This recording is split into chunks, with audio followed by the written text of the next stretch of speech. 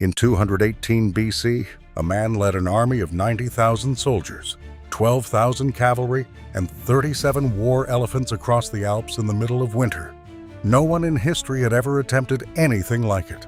Half his men died on the way.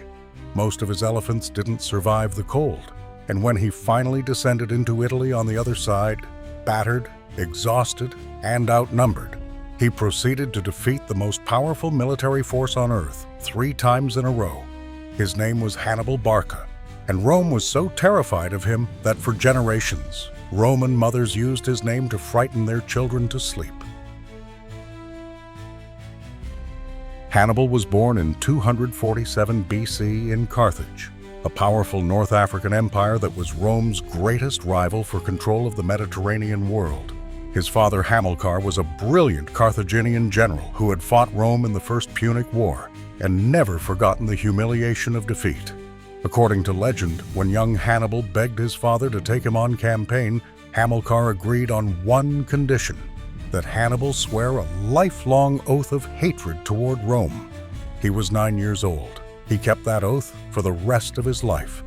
By the time he was 26, Hannibal commanded the entire Carthaginian army in Spain, and he had already decided exactly how he was going to destroy Rome, not by waiting for them to come to him, but by doing something so audacious that Rome would never see it coming.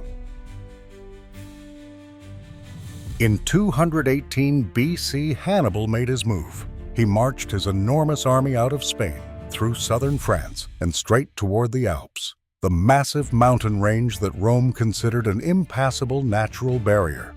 No general had ever crossed the Alps with an army. The Romans had not even considered defending them.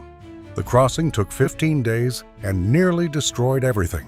Blizzards, avalanches, and freezing temperatures killed tens of thousands of men. Soldiers who had never seen snow found themselves clinging to narrow mountain paths above sheer drops, watching their companions fall. The elephants, terrified and disoriented, caused chaos on the narrow trails. When Hannibal finally emerged on the Italian side, he had lost almost half his force. He had started with 90,000 men. He arrived in Italy with around 50,000, and he immediately won his first battle. What followed was one of the most extraordinary military campaigns in human history. At the Battle of Trebia, Hannibal lured a Roman army across a freezing river at dawn, ambushed them on both sides, and destroyed them almost completely. At Lake Trasimene, he hid his entire army in fog along the hillside above a narrow road, waited for 30,000 Roman soldiers to march into the trap below, and attacked from every direction simultaneously. The Romans didn't even have time to draw their weapons. It was a massacre. But Hannibal's masterpiece came at Cannae in 216 BC. Facing a Roman army of 80,000, nearly double his own force, he deliberately weakened his center, allowed the Romans to push through, and then closed his wings around them like a pair of hands clapping together. 70,000 Roman soldiers were killed in a single afternoon. It remains one of the deadliest single days of battle in all of human history. Military academies still study Cannae today. After Cannae, Rome was on its knees. Several Italian cities switched allegiance to Hannibal. The road to Rome itself was open. His generals urged him to march on the city immediately and finish it. Hannibal refused. Historians still debate why, but the deeper problem was not strategy, it was Carthage. Despite 3 consecutive catastrophic defeats, Rome refused to surrender. They raised new armies, they changed tactics, they avoided open battle, and instead attacked Hannibal's supply lines and allies. And through all of this, Carthage sent Hannibal almost nothing. No reinforcements, no fresh supplies, no elephants. The Carthaginian Senate was more interested in protecting its commercial interests in Spain than in finishing the war their greatest general had nearly won. Hannibal spent 15 years marching through Italy, undefeated in the field, slowly running out of men with no support from home.